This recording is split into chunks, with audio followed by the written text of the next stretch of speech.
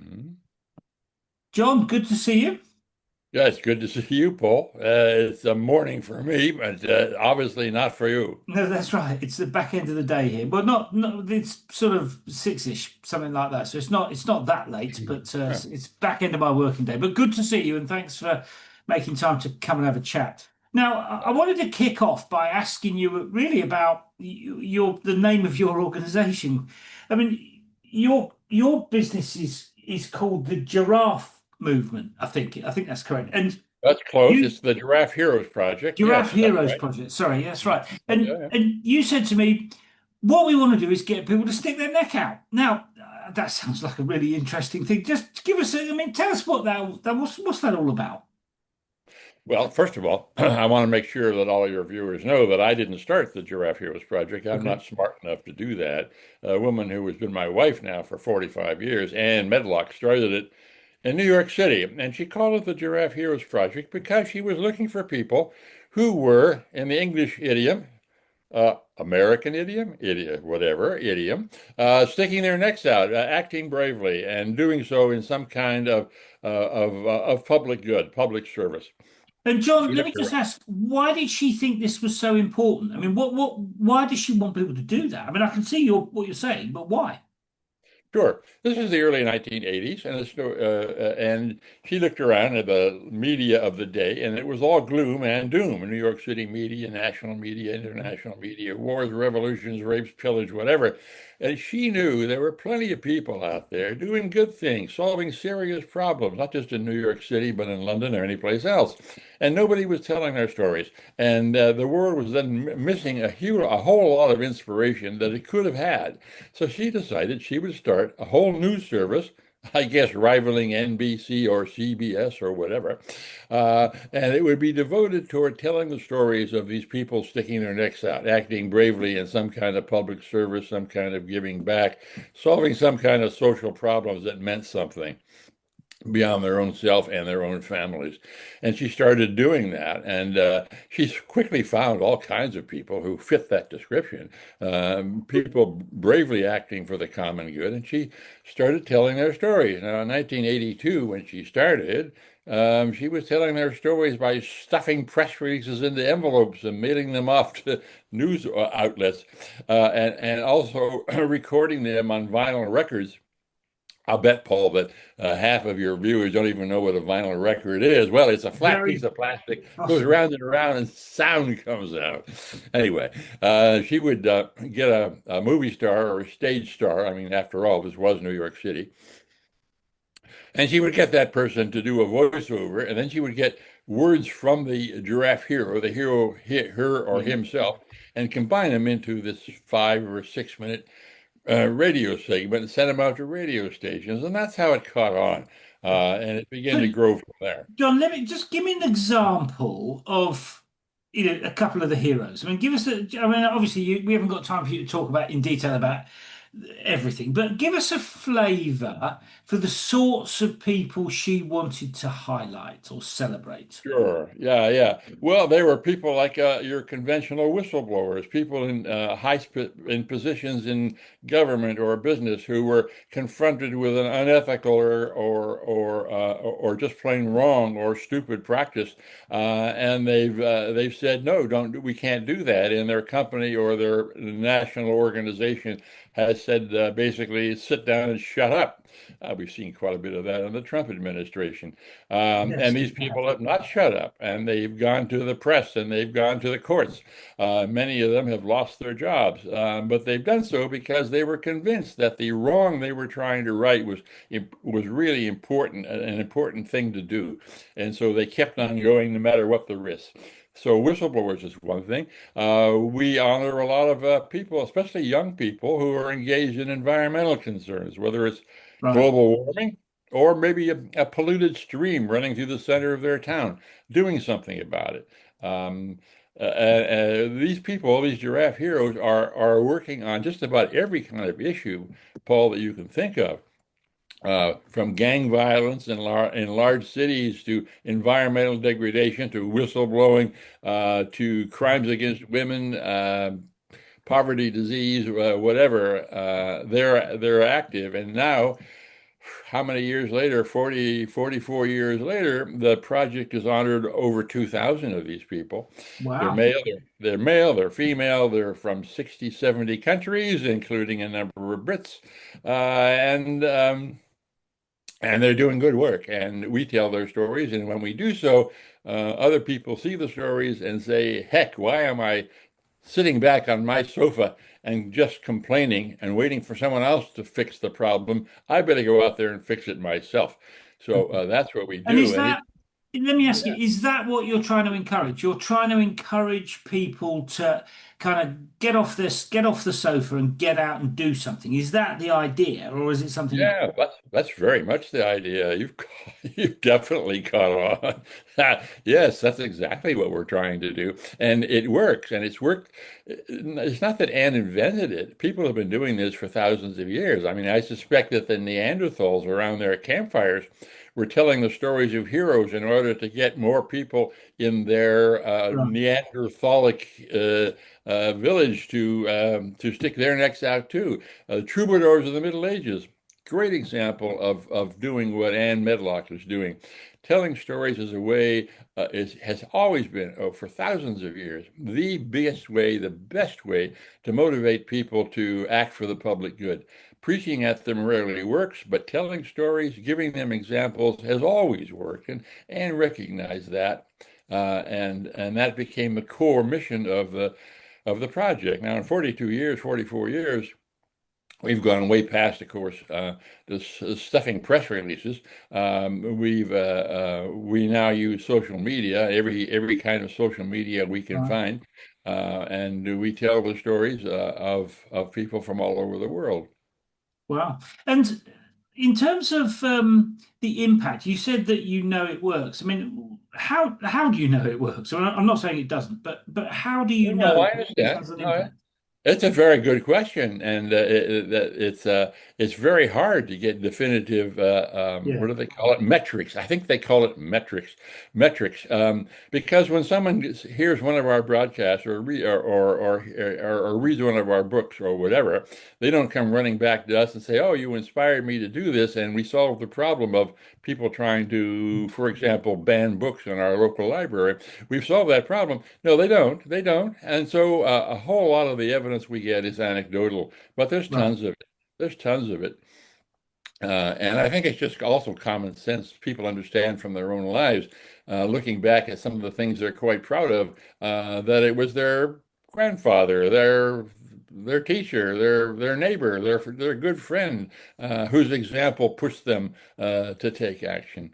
So the answer to your question is the metrics are poor because people just don't report stuff like that. They do. I mean, we've taken in the very beginning, and because we had to do so in order to raise money, we hired university research firms to do blind, what do they call it? Blind, not blind, something. Anyway, professional testing Yeah. of the people exposed to our broadcast. And we found out, as we suspected, that there was an enormous impact, especially in schools, because we've had a schools program started since the early 1990s, helping young people build lives as courageous, compassionate citizens. And so we've set these researchers to work in classrooms across the country to see if what we did in our giraffe programs in the curriculum made any difference. And for sure they did. And Uh, just to clarify, it seems to me what you're talking about is trying to change the culture. the- Is that a fair summary? I mean, and Oh yes, yes, yeah, yes. Absolutely. We're not trying to change one particular issue, although environmental issues yeah. are important and what Trump's doing to this country is important and all kinds of things are important. We're a level above that. We're looking at inspiring people to look around them, see what they care about, what's really pissing them off, excuse me, and take action on it. So we're looking at creating a process, which is basically what you just said. And tell me about the how you work with young people in schools. I mean, it's I can see the logic of trying to encourage children to live. I mean, as you just described it, to live a slightly more courageous life. I mean, that seems to me to be a good Mhm. thing to encourage people to do that. how do you do that? I mean, how does give us a flavor of how the program works in schools? I mean, just tell us Sure. how that works.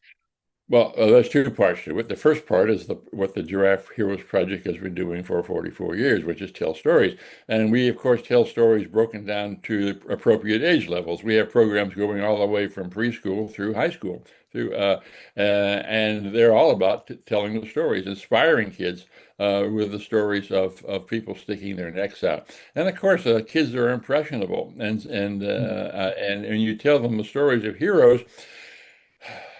We try and wean them off just seeing as heroes celluloid, not celluloid. I'm not that old. Not just movie stars or things they see in social media. We're trying to wean them off just seeing people with fancy names and movie stars, stuff like that, and to see as heroes the people that we honor, ordinary people that most people have never heard of, who are changing the world and changing their communities. So that's the first thing. We suffuse them with stories of heroes, and we don't bother to give them stories of heroes that are already heroic. I mean, in our country, for example, Abraham Lincoln or Rosa Parks or other American heroes, because they're already well known. We look for undiscovered heroes. So that's the first part, telling stories. The second part is giving kids a real action to become heroes themselves. So we invented in the early 90s what became known as a pedagogy known as service learning, where you teach kids a moral lesson, but you do so using the 3 R skills that they have to learn in school anyway: reading, writing, arithmetic. Uh, so we offer them books that give them stories of heroes, but also give them a 7-step program for solving a problem that they care about. Now, for little kids, for example, little kids in primary schools, the biggest problem they see might be bullies in the schoolyard or Right. trash Yeah. pickups. So we'll organize them into looking at a problem and learning how to solve it. And the steps we offer are not path-breakingly different. It's, look around you, see what problem you care about, create a plan for solving it, create some kind of a vision, a picture of what you want to see happen, organize yourselves, raise a little money if you have to, and then get to work, schedule work parties, et cetera, et cetera. So we coach them on the practical steps of making a difference. So our programs for schools have these two parts. First, inspire the children or the young people, or inspire anyone, and at the same time, practically show them how to make a difference. Now, I must say that we go well beyond school children. We've written 4 books now on what we call civic engagement, which is the same lesson for adults. Only, of course, written Right. in an adult language. How to stick your neck out without getting your head chopped off. So we're well aware of the fact that inspiration by itself is not enough. Mm. You inspire people, but then if they don't know what they're doing, they could get into trouble. So we try to also coach them in the practical skills of civic action, of making a difference, whether it's setting up a student court to stop the bullying in their schoolyard, or getting food supplies to the people of Gaza, and everything in between. Yeah. And how do you work with adults? I mean, I can see, what you've just described. I can see how you work with kids. And of course, you know where the school is. You can go to that school and make arrangements to talk to the kids and all the rest of it. How do you work with adults? Because they're everywhere, but how do you reach them? I mean, how's that your adult work been developing? Well, we are media people. We are a media organization, and like I Right. said earlier, we started with the media at hand in 1982, which was vinyl records and paper press releases and fax machines. And now we use the very latest in social media. Um, One of the things I've just started doing just in the last year or so is a short form video. I use Right. 3-minute videos, it's under the rubric because I'm 83. It's under the rubric of badass granddad, badass Right. all one word, and granddad with 2 D's in the middle. And you can reach it on social media on TikTok, Instagram, and YouTube. And these are just short stories of adventures, but they're all tied to some kind of giraffe virtue, some kind of way of being more courageous, being more persistent, etc. All the things that you need to do and that people have questions about. Because we're well aware that most people are, let's put it this way, risk averse. I mean, they Yeah. really would like to sit Yeah. back on their sofa and wait for their neighbor to solve the problem because there are risks involved. The risk can be losing money. Risks sometimes are physical. The risk can be getting told to, shut up and sit down, or have their neighbors refuse to talk to them, whatever. And so there are risks. So we coach them through these risks with these short segments on Badass Granddad. Between the two of us, Ann Medlock, who started, as I said, the Giraffe Heroes Project, and I have written 4 books on civic engagement, practical tips on what to do and how to do it. When you're inspired, how do you go about actually solving the problem? And we get the books out. I do, of course, the podcast, but I also have a political blog. Uh, we have a whole coaching section on our website, which, by the way, I must say, is giraffe.org. Giraffe has 2 F's in it, by the way, dear listeners. People don't know how to spell it, but giraffe.org. And you can find all of our 2,000 stories plus tips to all of our teaching, Mm. our teaching tools. To answer your question, so we try to cover all the bases, inspiration, but practical advice to take that inspiration and actually plug it into solving a real problem. I mean, it sounds to me like a sort of a more focused type of community organizing. Is that fair? I mean, is it a sort of part of that tradition of community action?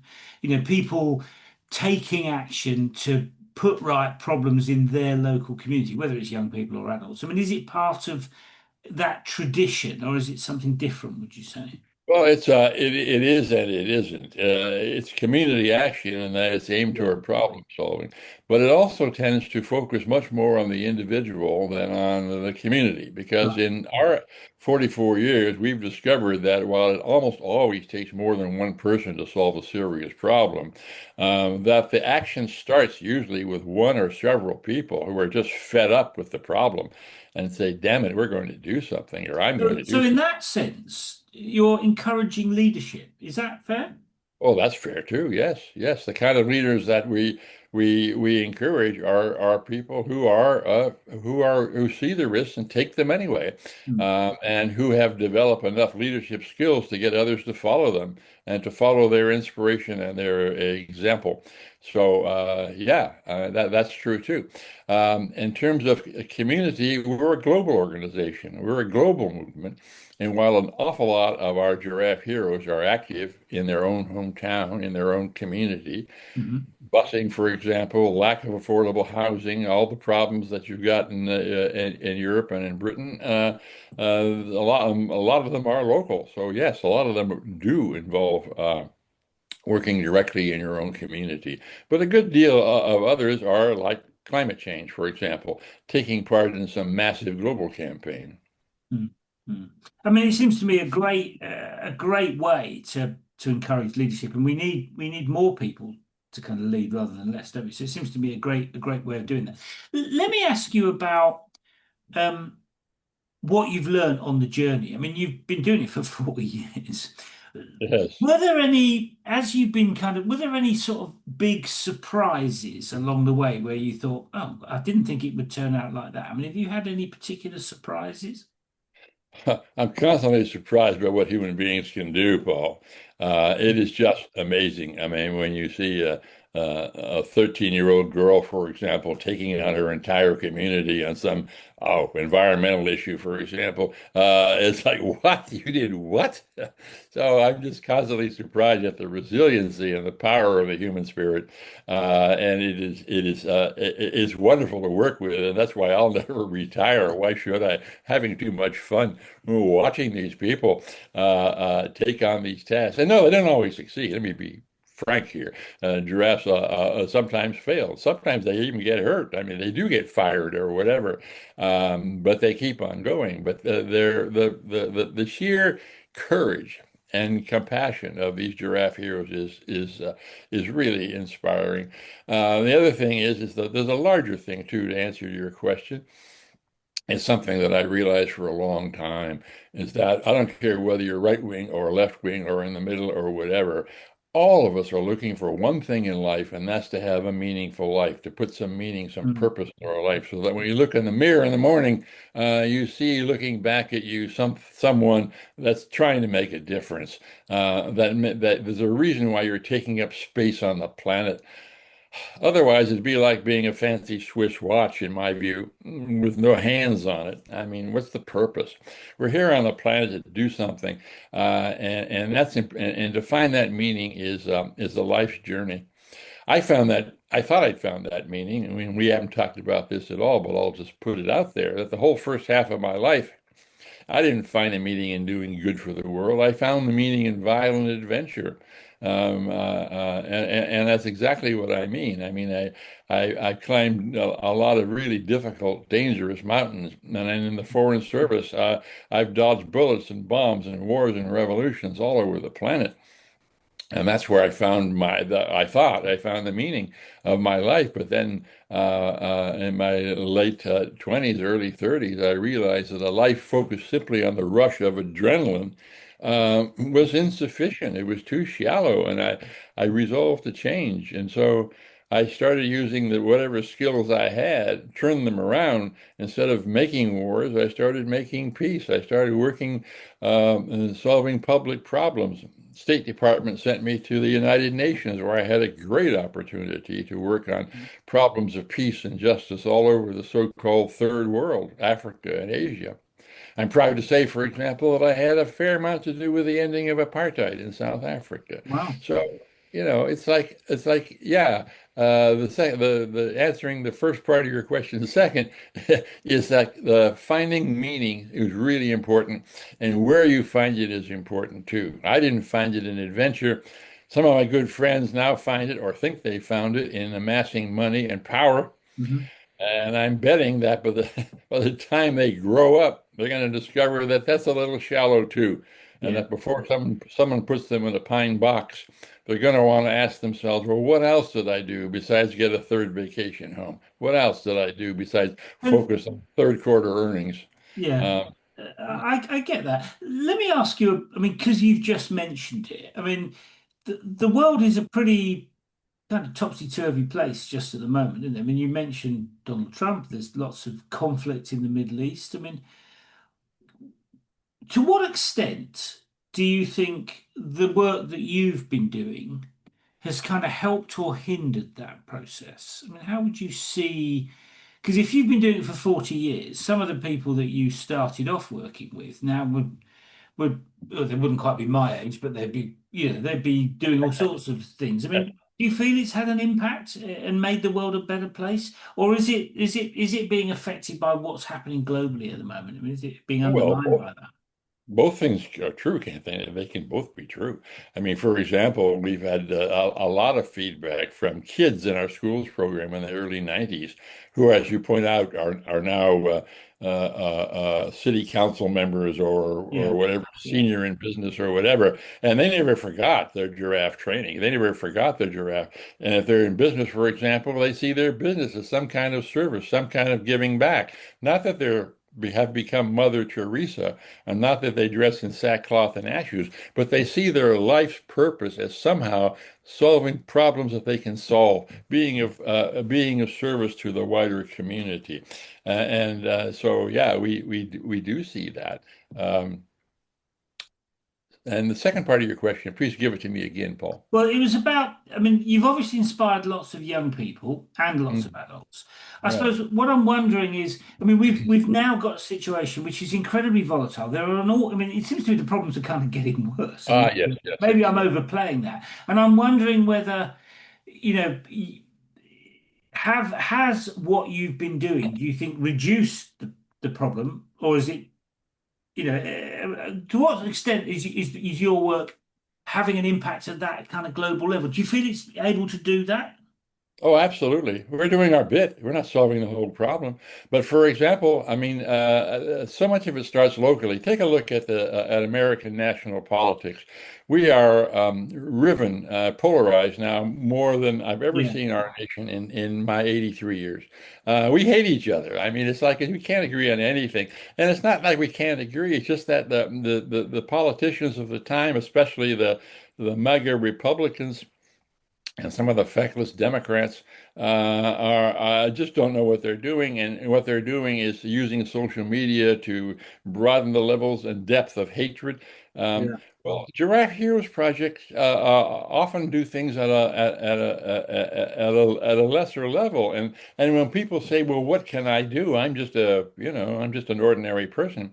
I say, well, just look around. I mean, maybe there is someone who's trying to ban books in your local secondary school because they don't like some of the scenes in Tom Sawyer or even Noir or whatever.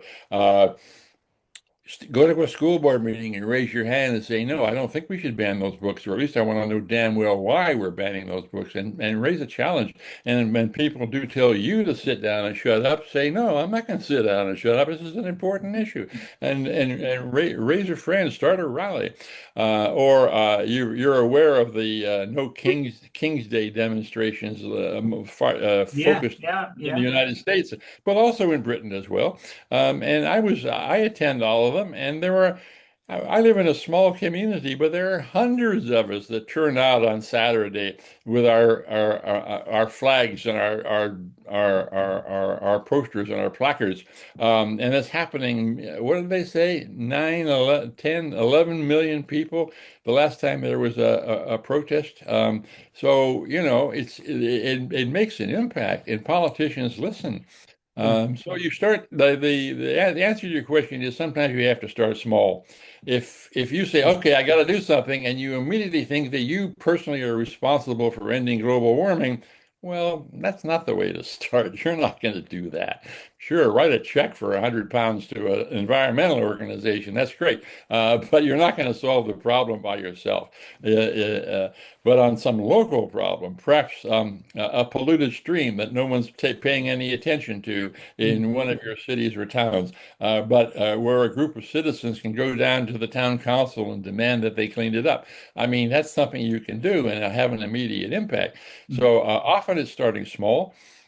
And when you do contribute to larger issues, do so with a plan. Do so by assembling as many people around you as you can. For example, the No King's Day protests. Write blogs, write your congress people, or write your legislators. Hold their feet to the fire. I mean, you've got political problems in the UK and Europe and every place else. Everybody's got them. Well, get active. If you don't like your politicians, do something about it. Yeah. Um, and I that mean, I makes it. think that's, I mean, it's really simple, but very good advice. If you don't like something, go and do something about it. I mean, that's really what you're saying, isn't it? And it seems to me that is very good advice. And start small because you've got to start somewhere. So I think that's great advice. Let me ask you about what you've learned along the journey. I mean, you've been at it a long time. Hmm. What would you say are the big things that you've learned from the experience? Has it changed you, would you say? Oh, it's changed me drastically. And I'll go back to what I just made a brief mention of, is that the whole first part of my life until I was in my early 30s was all about violent adventure. And I was really good at it because I was big and tough and smart. And I could dodge bullets, or I could survive avalanches on mountains. And I was being paid well for it in the U.S. Foreign Service. And it suddenly occurred to me it suddenly dawned on me how shallow that was. So I changed my life, and it was a huge. I mean, I won't go into it, but the key point for me was a battle in Vietnam, where I realized that what I was doing was having a huge effect on life and death situations for a lot of people, and I didn't give a damn about the war. I knew America's war in Vietnam was lost. I knew it was wrong and stupid, but I was there anyway because of the sheer adventure of it. And how shallow is that? How almost evil was that? I mean, I was becoming a monster. I had to change. It was the lowest point in my life. So you talk about turning points, man. I reached the bottom of that hole, and then I had to spend years climbing out of it, finding a whole new life. It was kind of like in the first part of my life, I had taken a large sheet of plywood and nailed it over my heart so that I couldn't feel my heart, couldn't feel any compassion, couldn't feel any sense of otherness, okay? And I had to rip that board off so that I could expose my heart and look at the natural compassion that I had and use my skills that I used to use in violence and use them for peacemaking. And like I say, that took a long time. And I had to crawl up there. And at the United Nations, I finally did. Yeah. And when you look back, have you made any mistakes along the way? And if you have, what have you learned from them?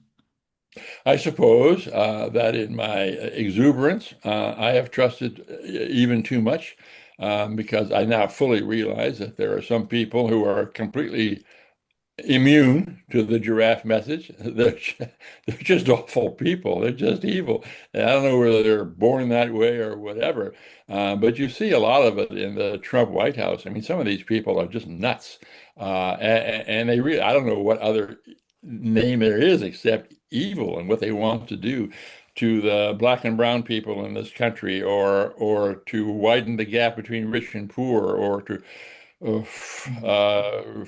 take away women's rights and ruin our voting system. I mean, it's like I don't really think that they would be too amenable to a giraffe. They're just too wed into it. And for a time, I would look at these people and say, oh, anybody could change. And I suppose that's true. But the Giraffe Project isn't going to change anyone. There are going to be people that will regard our messages as naive and try to take advantage of us. But I can tell you, the giraffes are, by and large, as giraffes, really tough people. So it is pretty hard to take advantage of us, but it does happen. So I suppose that that my fault has been occasionally trusting too much and biting off too much. But that hasn't stopped me from taking an even bigger bite next time. I mean, that's how we progress. I mean, Yeah, we yeah. started. No, that's a very good point. And I mean, whenever we've spoken, you always come across as hugely enthusiastic. I mean, what is it that you enjoy about it in particular? Because it sounds to me that it involves quite a lot of hard work. But do you enjoy it? Do you actually I mean, is it fun? Oh, yes, it's fun. Why do you think I'm doing this at age 83, Paul? I mean, people say, "Oh, why don't you retire?" And my wife Ann, who started the Giraffe Heroes Project, is even older than I am. Well, why don't you two just enjoy your retirement? You have a wonderful family, you live in a wonderful community. You can just, you can just sort of take a victory lap. And no, we're having too much fun. I mean, there's a meaning in my life that just lights me up. I mean, it makes me passionate. It makes me enthusiastic. Same thing true for Anne.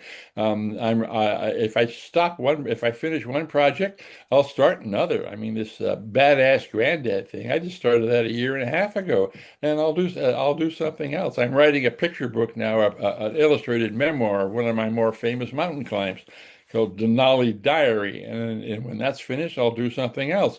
I'm on podcasts like yours, for example, where I'm able to sit down with really skilled hosts and interviewers like you and talk about what motivates me and what I think might motivate other people. So, I just put it bluntly, you give me a platform and I'm happy to take it. So I'm always looking for new ways to do things. Yeah, and And it does sound like it's really both interesting and good fun. I mean, I get that. If let me ask you, if you were starting again, is there anything you'd do differently this time around if you were starting the project again? oh, well, that last sentence in terms of starting the project again, no, we've made our in starting my life again. People ask me that a lot. Well, you spent 10, 12, 15 years in violent adventures and you've hurt a lot of people. Wouldn't you want to change that? And I think about it and I think, it's interesting. Yeah, there's a lot of stuff in my early life I'm not very proud of. But on the other hand, in a curious sort of way, it's made me credible. I don't like to preach to the choir, Paul. There's no purpose in that. I like tough audiences because I'm tough. I like to go before business audiences where I know when I walk into the room or onto the stage or into the boardroom, then most of the people there are oh my God, here's this guy, he's a do-gooder, going to tell me to do some nice things. And they take out their phones or their tablets or whatever. Oh, I know that. So what I do is I tell them stories of my adventuring, and believe me, Paul, I have got more stories of of interesting stories of adventures than you can count. And I tell these stories until people are on the edge of their seat saying, "My God, is that guy still alive?" And then when I've captured their attention, and that may take 30, 35 minutes out of the 45 minutes I'm allotted, then I'll segue and say, that was all that stuff was really meaningful, but I found something even more meaningful. I found an even bigger adventure, and that bigger adventure is finding ways to give back, finding ways to solve really tough problems where everyone is telling me to shut up and sit down, and then finding a way around it, finding a way to deal with the polarization in my own country, finding a way to make my voice heard about the idiocy of Donald Trump's war in Iran, for example, finding ways to make a difference. That's huge, and I'll do that until I drop dead. And why should I ever stop doing that? So, it's like once you've found the meaning of your life, that's your strategy. From then on, it's all about tactics, Paul. And so my strategy is set. Find the meaning of my life through service. My tactics change almost by the year. I mean, like this badass granddad, it's only a year, only a year and a quarter old. And I'll do something next year. If I'm still alive, I'll find something else that improves the casting of my message. So yeah, I mean, why should I stop? Why Yeah. should I I stop? mean, John, I really hope you don't. And I've got to say, I find it hard to believe that anyone's going to tell you to shut up and sit down. And even if they did, it probably wouldn't work. So, I mean, I really appreciate you taking the time to come and talk about it. I mean, it seems to me to be a great quest, and it's great to see that you're enjoying it, and it's having such a positive impact, and as you just said, I mean, getting people to stick their necks out is hard, but it's a really good thing because if people do that, they grow and develop, and it's good all round, isn't it? So, Yes. John, so thanks for taking a bit of time to come and talk to us. It's a great project. Really appreciate it, and good luck going forward. Yes, thank you. And again, the URL is very simple, giraffe.org. And oh, if I can put in a plug, I didn't tell a lot of these stories I keep talking about, but they're in a memoir whose title is Quest, Risk, Adventure, and the Search for Meaning. Right. Thank you very much. I'm sure people will look for that. All right. Cheers, John. Speak to you soon. Yeah, Bye bye. thank you.